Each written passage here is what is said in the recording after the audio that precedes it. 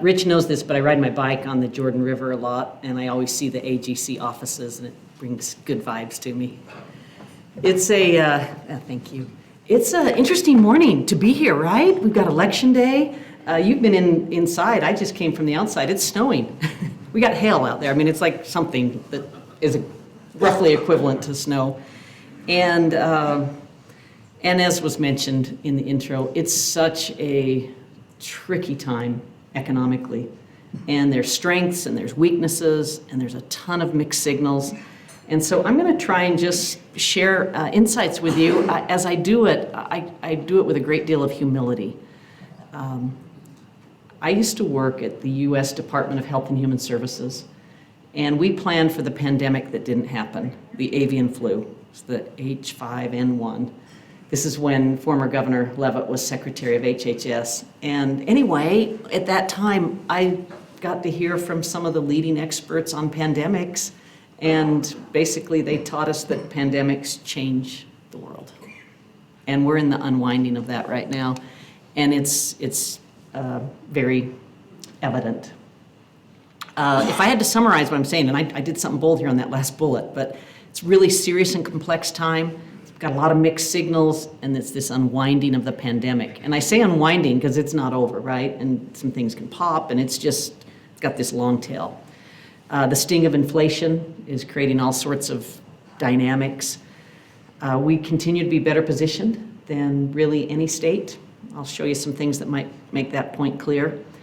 Want to really pay attention to housing and consumer sentiment as bellwether indicators. And then that last bullet is where I really went out on a limb here, but I said expect a mild recession beginning in early 2023. It's crazy right now among economic prognosticators of how much they lock into the idea that this downturn is imminent. Why do they do that? In economics, we're taught that downturns happen because of overheating, which is inflation, imbalances, just like labor shortages, housing shortages, because of policy errors, waiting too long to raise interest rates, putting too much stimulus into the economy. Those are two, looks like pretty clear policy errors. Exogenous shocks like pandemics and war in Europe. And anyway, they're all present. They're all present. And so it makes you concerned about what we see. So I've been telling everybody it's like a crucible moment. So a crucible being this metal pot that you're putting all these things in and you're heating them up. And when you heat it up, you transform it into something different. And I like to say that transformation process can be painful. It can also be transformative, can lead to some good things as well. So we've got these three options: a soft landing, still possible, mild, short, medium length recession, and a more severe and long recession. So I'm going to kind of walk through the thinking there. This graphic shows you job losses by recession. So the pandemic, and it starts on its months along the bottom, along the x-axis. So it's how long is the downturn, and then how deep is it? And we line them all up together, and you can see the pandemic recession was very much a V-shaped recession. We went into it, we got out of it, we're done with that. We've been out of that recession for some time. But you can see how acute it was. Then you can see the Great Recession. The reason it's called great is it lasted so long and it was deep. So you can see that. And then you see the little one up top, the .com. That's the 9/11 .com for our state post-Olympic slowdown. That's much more typical. And this is a fundamental point I want to share with you, is that the two last recessions we've been through, the Great Recession and the pandemic recession, are very unusual. And that's not what we're staring into. It's much more like the .com 9/11, where you've got a correction that has to occur. Mentioned a lot of mixed signals. Here's the GDP growth. So here you're just seeing, this is quarterly GDP growth, and you see the pandemic, right? In 2020, second quarter, the big drop, and then popping out. That's the V shape. And then you can kind of see some of those growth rates there. We had those 2 quarters of negative GDP they barely show up. They're in red there, those little things, minus 1.6 and 0.6, minus 0.6. And then we just got third quarter about 10 days ago, and economy's growing at 2.6%. This is a mixed signal, right? Because we had the V-shaped recession, then we've had strong GDP growth, then we have 2 quarters of negative, and then boom, 2.6 positive. That's a bit of a mixed signal. A lot of people thought that the 2 quarters were leading us into a recession, and then we had a strong quarter. Another part of the mixed signal is job growth. And if you look at this graphic, the red is Utah and the gray is the US. The shaded bars are recessions. And I just want you to see how at the end of that, you see the 3.7% and 3.5%. That's the job growth, year over job growth right now, September to September for Utah and the US. But look at how those terminal points are higher than the history for the most part. Like, we have a healthy, robust job market right now. Plenty of jobs being created and not many people available to take them, as was mentioned for your business plan. So this is the unemployment rate, September 2022, state by state. I know many of you operate in multiple states. The lighter the color, the lower your unemployment rate. And for this particular time frame, Utah's in the top 5% for the, 5 states for the lowest unemployment rate, 2.1%. I've spoken to this group many times. I'm sure I've fielded the question, what's full employment? And I'm sure I answered at about 4.5% unemployment rate, because that was kind of the rule of thumb. And we've been below 2%, below 3% for a long time, almost like it's normal. And so you're all feeling the pain of that shortage of labor. Well, I'm going to show you a really complicated graphic, but it's so revealing. It's a little hard to pick up. We'll make any of these slides available to anyone. But a colleague of mine, Nate Talley, in the governor's office, took all 50 states and showed their job growth over the long term, since 2000, so 22 years, some odd. In every one of those gray lines is a state. Utah's in red, and the black is the US. But and don't worry about all the small things. I mostly want you to see that red line and see how strong Utah shows up compared to other states, right? All the gray is just the mass of the country, and then you see the red doing what it's doing. Now, if you look right in the middle of the graph, there's a peak that pops up. That's the North Dakota oil production. That's North Dakota, right in the middle, that little peak, the little gray peak you see. So every once in a while, there's states that outperform Utah, but it can be boom and bust situations like North Dakota. If you look a little bit later, there's a downturn, and that again is North Dakota in the boom and bust cycle. But of particular interest, if you look at the far right, and you see the V-shaped drop of the pandemic recession, and you can see how low it gets. Michigan is the lowest state there, very bottom, right above 2020, that's Michigan. But I want you to see the red line and look how Utah didn't get nearly as deep as everybody else, popped up much more quickly, and then got to a really good place really fast. This is the best, I know it's a complicated graphic, but it's the best graphic I have to show you the performance of this amazing economy that is diverse, that's growing, that has stronger fundamentals than most states, maybe all states. And that's something we should all take heart in, because I'm forecasting a mild recession. But it's not like the last two, and we're in the best state to head into it. So we got this inflation red alert, and everyone knows this. This is the CPI index. Again, the shaded areas are recessions. You see at the top, the far end, inflation picking up.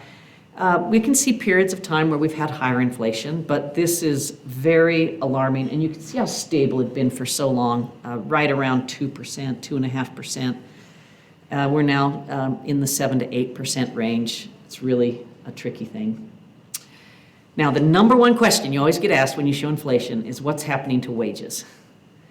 And so I have here, this is US data, but it's mimicked by our state, and this is what you see in real wages, so inflation-adjusted wages.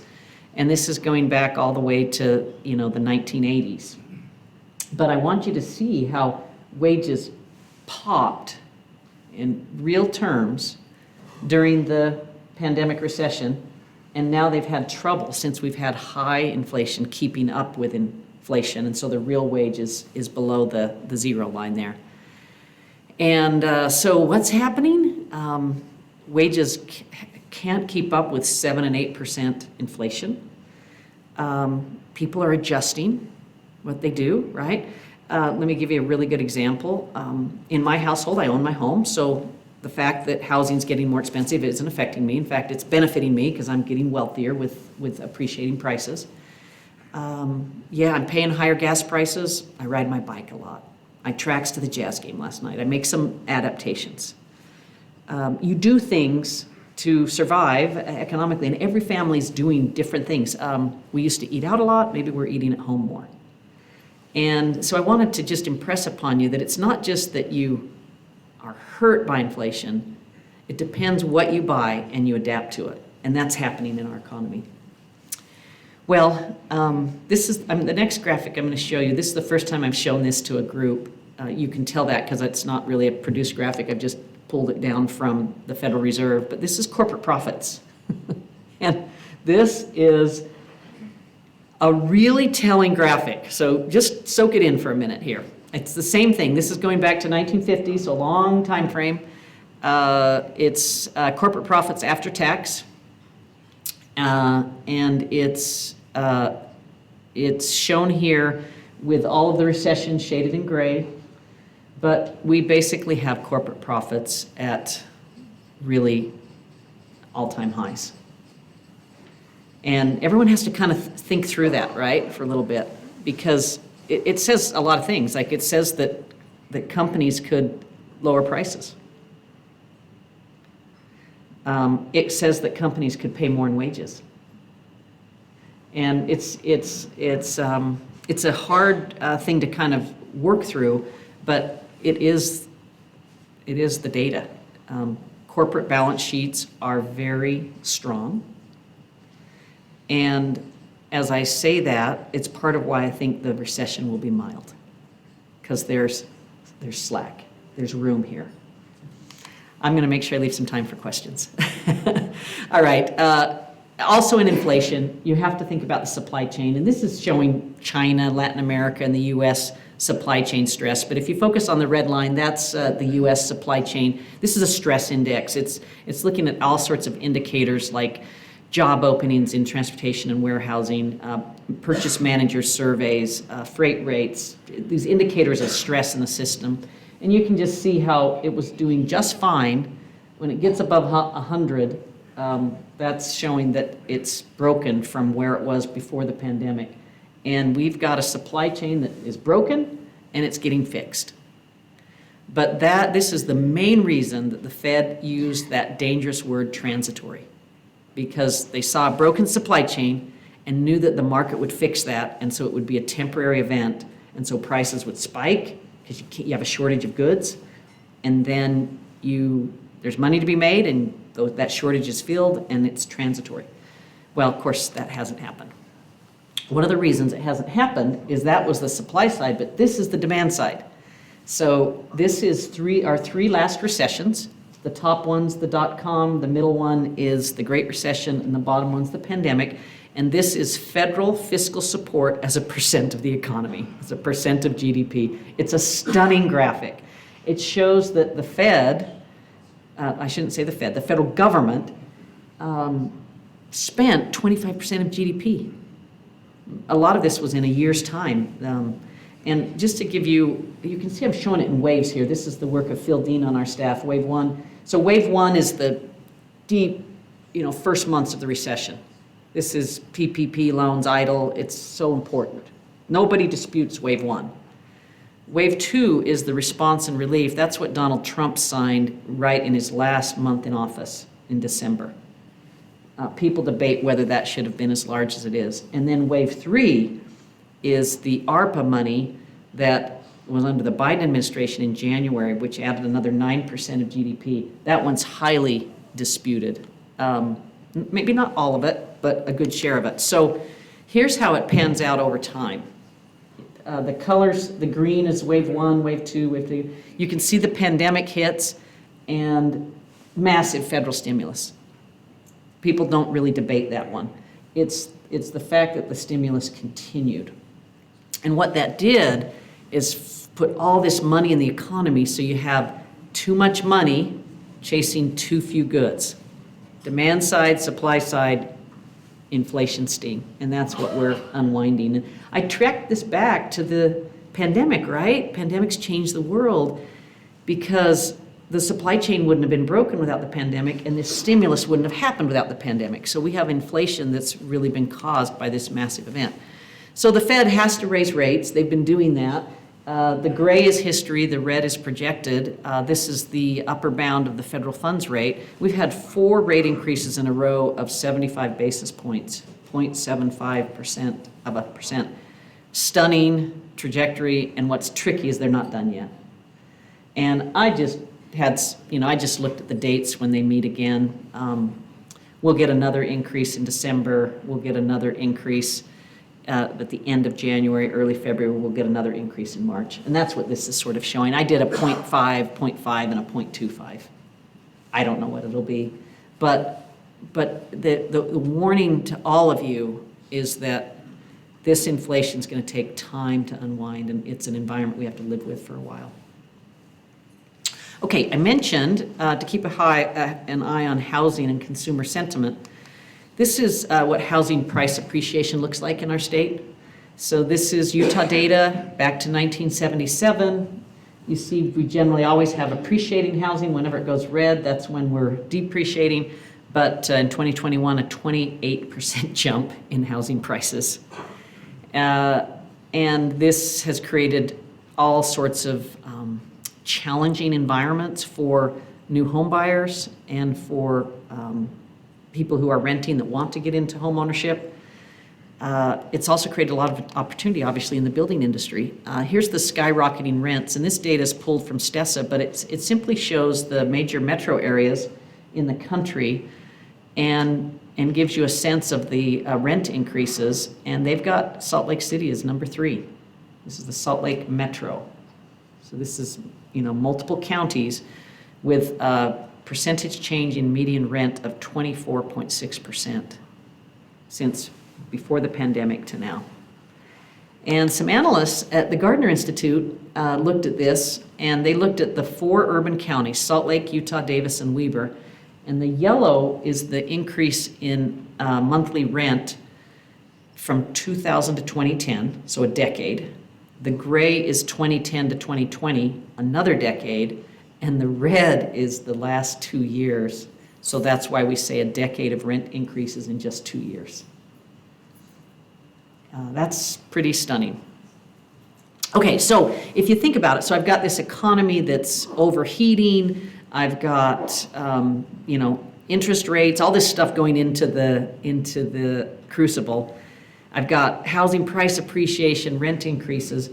But I've also got a demographic phenomenon happening that I think is really important for those that get involved in apartment and housing type construction.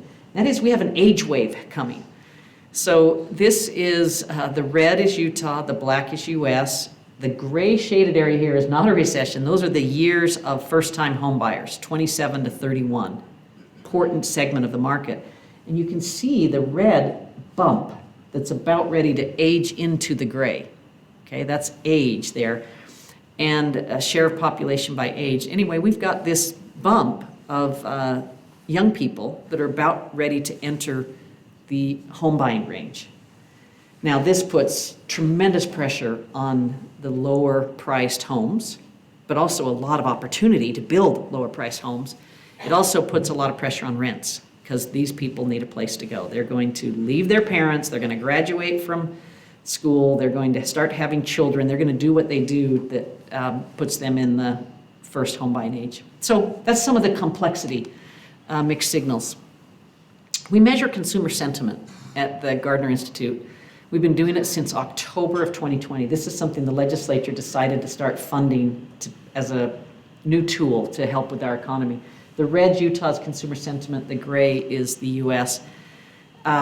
This is a really tricky thing for a researcher.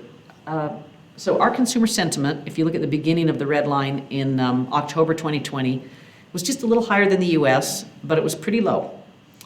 And then then the vaccines came and you know, there was more hope, and you know, we went into April and May of 2021 feeling a little bit better, starting our way back up. And then the vaccines didn't take hold like some people thought. And you know, inflation started taking hold and people started feeling worse about their economic situation. We now find ourselves at the end here with consumer sentiment that's almost as low as it's ever been since we've measured it, and worse than the hardest days of the pandemic. And we're trying to figure out what this means, but I think what it means is that there's a lot of anxiety, uncertainty, consternation, exhaustion. I was just in a meeting right before I came here where they were talking about mental health and talking about the challenges of our workforce, of our children, of ourselves, dealing with so much division and complexity. And I think that's kind of put us in a funk. That's all I can say. Well, so for the outlook, I've only got 2 slides here. I thought I'd put up a yield curve. I guess I have 3 slides. So you remember the yield curve basically says, what is the comparison between long-term rates and short-term rates? And because the long-term is more uncertain, you expect a greater return. But when the yield curve gets below 0, the comparison of these rates, so when it gets below that black horizontal line, short-term rates are higher than long-term rates, and we're more worried about the near term than the far. And if you look at all the shaded areas in gray, you can see that the yield curve inverts right before a downturn. It's almost always the case. Even before the pandemic, it almost inverted. So we've got an inverted yield curve by and large, and that tells you that people are worried and they're seeing the indicators of a downturn. So I showed you these outlook scenarios earlier, and I'm circling the mild to short, medium length recession. That's just a personal forecast. That in first quarter, second quarter 2023, we'll start to actually measure that and see it in GDP, in unemployment, in the high interest rates. And that's almost by design, quite honestly, because the Fed will strangle out the inflation. The reason I think it's mild is because we go into it with strong, actually, household balance sheets, corporate balance sheets, extremely low unemployment rates. There'll be layoffs over here, but someone will hire them over here, and it will tend to temper and dampen the downturn. And then just one last thing, and then I'll open it up for questions. This is a nice correlation graph, right? This is job growth over time, Utah and the US, 1950 to the present. So a nice long history. And it basically shows you, see how the red line's almost always above the gray? Yeah, Utah does better than the nation. We typically have a more growing, abundant type economy. But the other thing you notice is that the peaks and troughs are almost identical. That there's no scenario where Utah just cruises off without any business cycle, and the US has this, cyclical nature. No, we are very much deeply entwined with the entire country. We sit at the center of the Western United States with all these trade flows going through us, and we buy products from all around the country. We're very dependent on agriculture from outside of our state, and we, lock, stock, and barrel, move with the U.S. economy. We just do better. Our highs are higher and our lows are higher. So that tells me is as the U.S. As a challenged economy, it will challenge us. Okay, Rich, I have a rule to end on a high note, and I'll do that after the questions, because this isn't a high note. And how about if I just open it up for some questions? I've left us a good 10 minutes or so, and I'll try my best to give you my honest feedback. Who's got a thought or a question? Please. There's many that have the fear that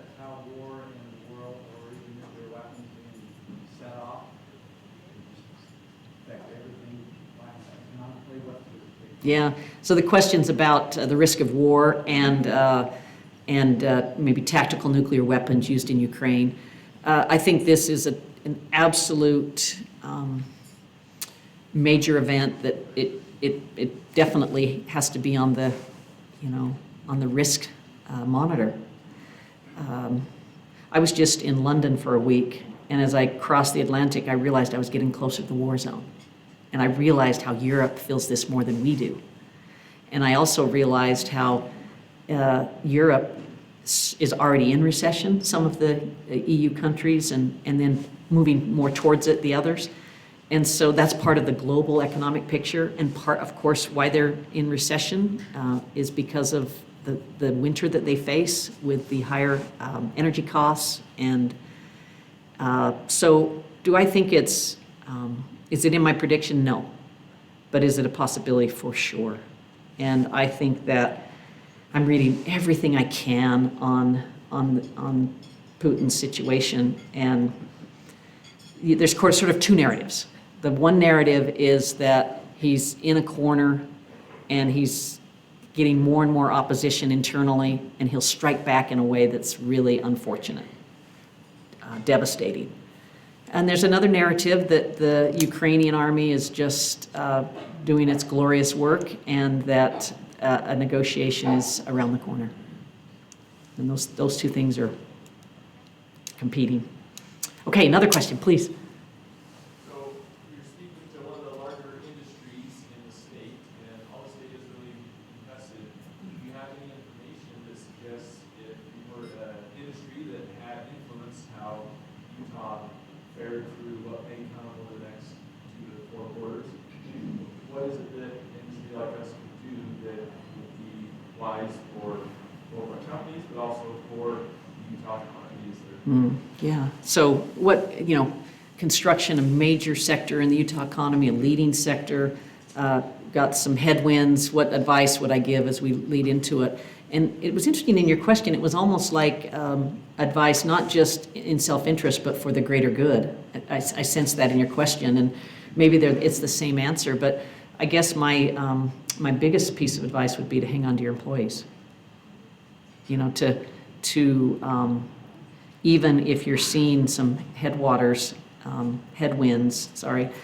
that it's not going to be long-lived, and your employees are incredibly valuable to you. And if you were to let go of employees, someone else will pick them up, and you will lose an asset. And then it's good for our state if you don't let go of those employees. So find a way to get through what looks like it'll be an unwinding, a high inflation environment, a high interest rate environment, that come late summer we'll all feel better. Yeah. By the way, that's a gutsy thing to say because it could be long, but that's where I'm at.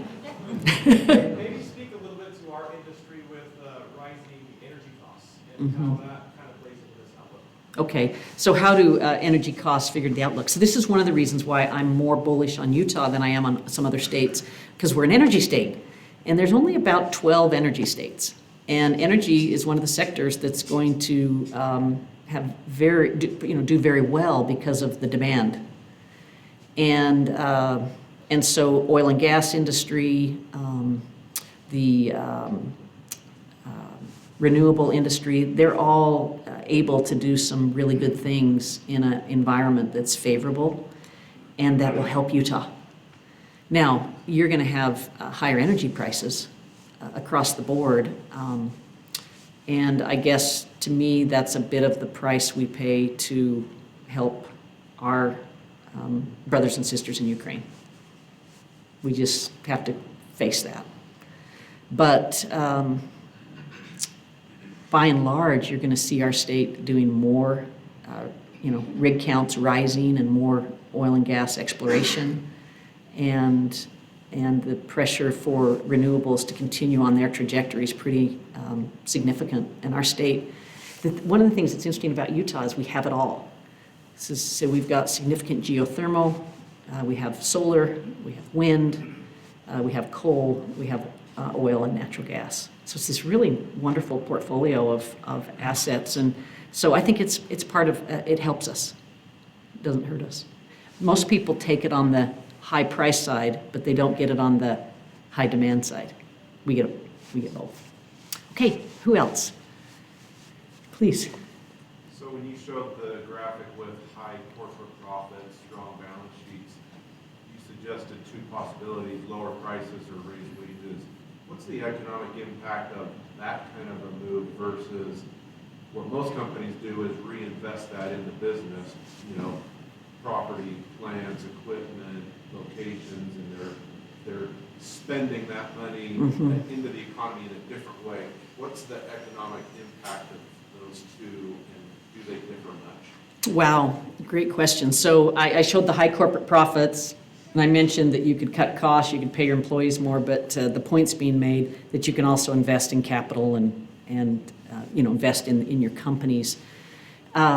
I think there's a total balance that has to go on here. Is it great for companies to be investing in physical capital? Absolutely. If they do that to the expense of their human capital, will they pay a price? Yes. And my reading of the wage data, some people have been really alarmed at the wage increases, but they've been stagnant for more than a decade. They've been stagnant. And so I feel like there's pent-up demand for wage increases, that this is snapped in. So there's a limit to what you can do there, but my counsel to companies would be in an environment where the baby boom is aging, where the great resignation has occurred, where people are choosing lifestyle over wealth. There's a lot of that going on right now where people care more about their free time and their flexibility than they do their wealth accumulation. It is a tight labor market, and everything suggests it's going to continue. The demographics are not in our favor, even in Utah. Our birth rate is now lower than replacement in this state. We have 3 other states that have a higher birth rate than Utah. Never thought that could happen. It's crazy. North Dakota, South Dakota, and Nebraska all have higher birth rates than Utah right now. Anyway, the labor shortages are here to stay, and so you need to hang on to your employees and pay them a competitive wage.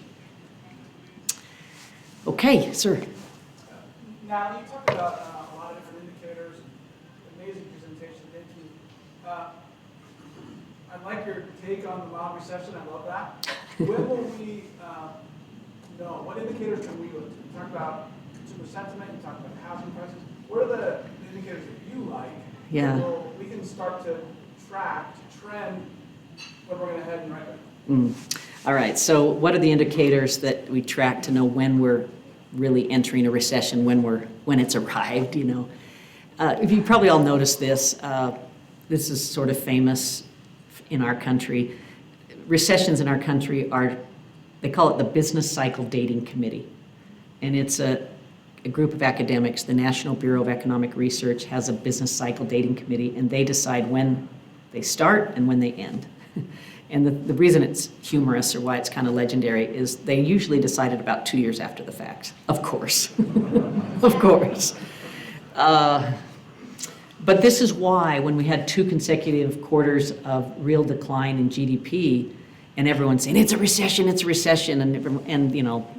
both politicians and economists are saying, no, we don't know yet. It's because it's a more complicated thing. And when you have a healthy labor market with rapid job growth and low unemployment, you cannot call that a recession, even if you have GDP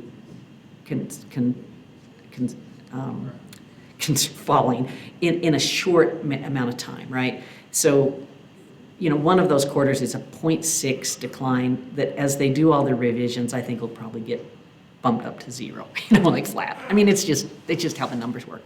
But here's what you need to watch. Watch the unemployment rate. Watch the unemployment rate. That is the telltale sign of a recession, when unemployment rates start to rise, because people let go of their workforce. And we're at 2%, 2.1%. We've got to get closer to 3.5% before this economy's in recession, in my judgment. And so that's what you're watching for. And the other leading indicator is the yield curve, which I just showed you. And then you all know this, but architectural billings. If you look at the AIA billings, that's something to keep an eye on. Okay, let's do one more question, and it's my good friend at the back. Please.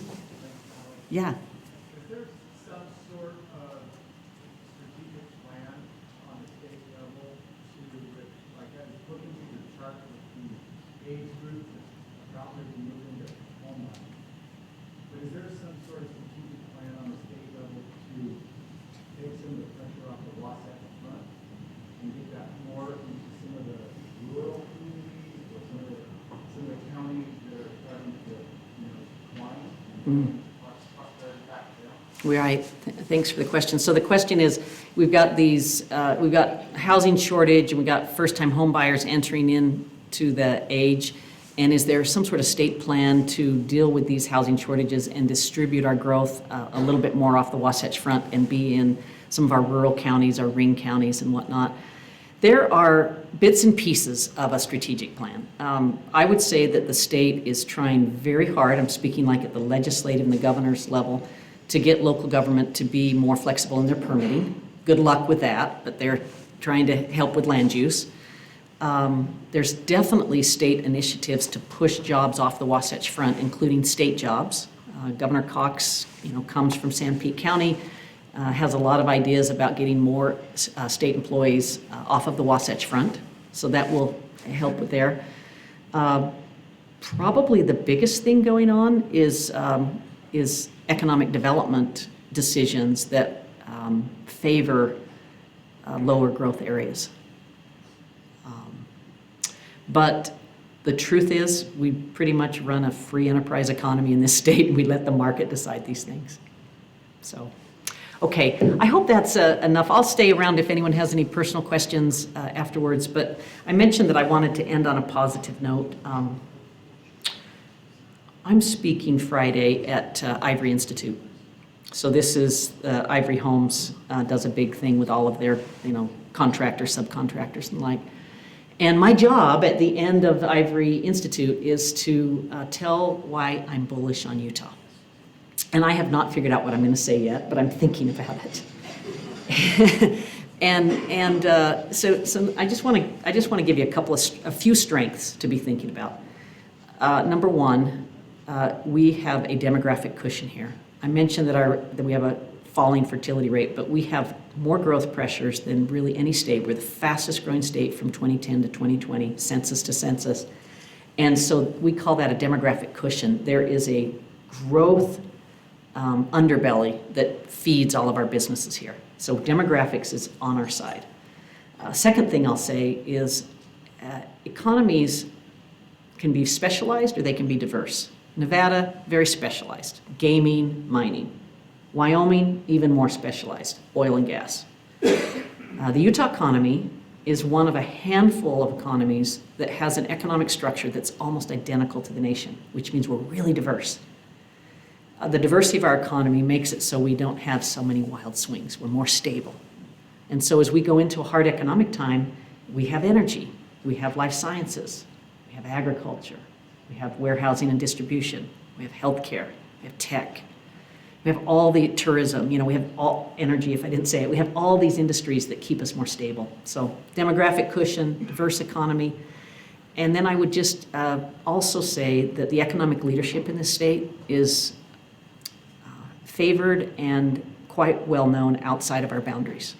I work at the University of Utah. We bring in public intellectuals, scholars, economists, and they all want to talk about how Utah's a place where we still prevent problems, we still solve problems. We do a lot of good. And we still trust each other. Our institutions still work. We're going to have an election today. We'll have what happens, but we will pretty much have a peaceable election environment here, which will be in stark contrast, for example, to our state to the south, Arizona. The level of trust in public institutions here, the social capital is really high. So when you boil all that down and think of a great legislature, a great governor, we end up having a balanced budget, a surplus, and the ability to get through economic challenges. So I think this is the best state to do business. Thanks for all that you do, and I'll stick around if there's some other questions. Thanks so much.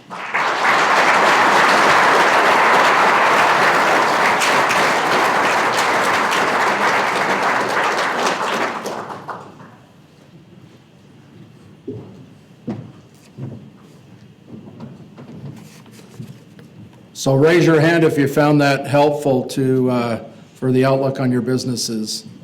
Overwhelming raise of hands, Natalie. And let's just give her one more round of applause. We always appreciate her coming to this function. All right, we're going to move on with a little business right now.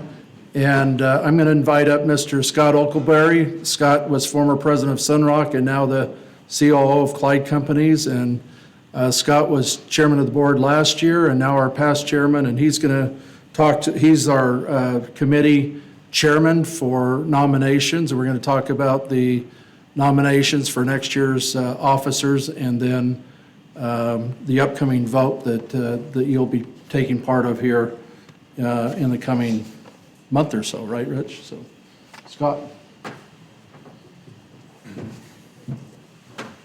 Thanks, Troy. Good morning, everyone.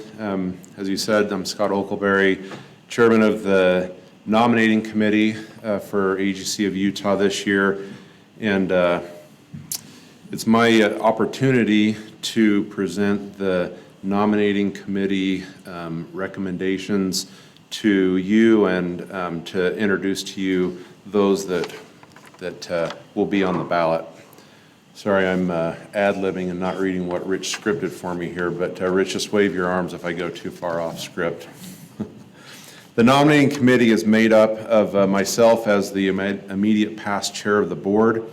It includes Troy Thompson, who is the current AGC chairman of the board, and the current vice chairman of the board, Scott Parson of Staker Parson Companies, and also our two from the AGC staff, Rich Thorne, president of AGC, and Joey Gilbert as the vice president. We want to, before I present that, make you aware of one little change, and that is in the past, we've had multiple candidates for executive committee members, which would be the vice chair, incoming, and the secretary treasurer. We've had a long discussion as a nominating committee.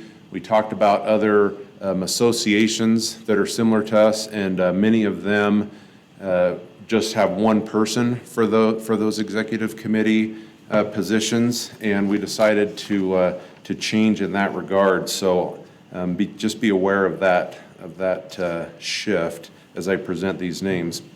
The committee met last Thursday, and I'm pleased to present to you the following list of candidates, and those that are here, they'll stand so that you can see them and become acquainted with them.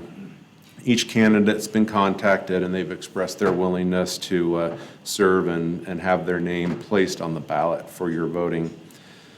So I'll ask that as I read these names, if they're here, and we know that there are a few that are not, but those that are here, if you'll stand, wave so everybody can see you, and then you can sit back down as I read your names. Also, if you'll just hold your applause till the end, that'll make it a little more efficient. So the ballot will include, for chairman, Mr. Scott Parson, CEO of Staker Parson Companies. For vice chairman, by the way, we know that Scott's not here. He's away on business and not able to be with us. For vice chairman, Mr. Slade O'Pikins, President and CEO of R&O Construction. Slade. For Secretary Treasurer, Mr. Dustin Olson, President of WW Clyde & Company. We're here. And for Building Director, we will elect one. So we have two names on this position. Mr. Eric Calder of Zwit Construction, over here towards the back. And Mr. Joseph Nelson, owner of KDK Construction. I don't see Joe. For Highway Director, we will elect two, so we have four names for your consideration, if they will stand. Andrew Jones, Vice President of Tempest Enterprises, here. Mike MacArthur, Vice President, RLW. Mike. Stephanie Nix, President of Claude Nix Construction, here towards the back, Stephanie. And Mr. Glenn Perry, President and CEO of COP Construction. So those will be two for Highway Director. For our Southern Utah representative, and we'll elect one, we have, and these probably aren't here, but if they are, we'll give them extra thanks for driving up for this. Steve Jennings, President JMI Constructors. Spence Richens, owner of Grass Creek Construction. And Cole Stratton, Head of Engineering, Interstate Rock Products. So that would be the Southern Utah representatives. I think you'll see that this is an outstanding list of candidates, and we recommend them for your approval and for the adoption of this committee report. As is customary, we'd also accept any nominations from the floor if there are any. Okay, hearing none there, I need a motion to accept the list of nominees so that we can prepare the ballot and send it out for your vote. So moved. We have a motion, and I need a second. Okay, a second here. All in favor, please say aye. Aye. All right, thank you very much. The staff will prepare the ballot, and you can watch for that. We encourage all of those who receive that ballot to please cast your vote. Thank you very much.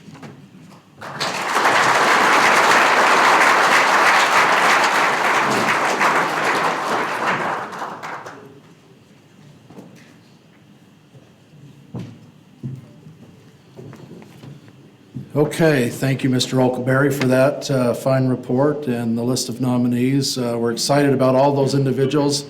There's so many people in this room that are capable of serving, and we certainly hope that many of you or most of you get an opportunity to do that over your careers. I just want to end with thanking you all for your attendance today. It's a full room, it's a full house. It's great to be meeting together. It's great to not have masks on and have COVID pretty much over, still dealing with some residual, and probably some of you are as well. But we're happy to be in this place. It's taken a long time to get here. So with that, thank you very much, and we ask that you travel safe and get ready for the convention that's coming up in January 20th, right, Rich? I know that date just got confirmed recently. It's been a little bit of a task to get that locked down, but January 20th, mark your calendars. And with that, if you haven't voted, please go do so. Thank you.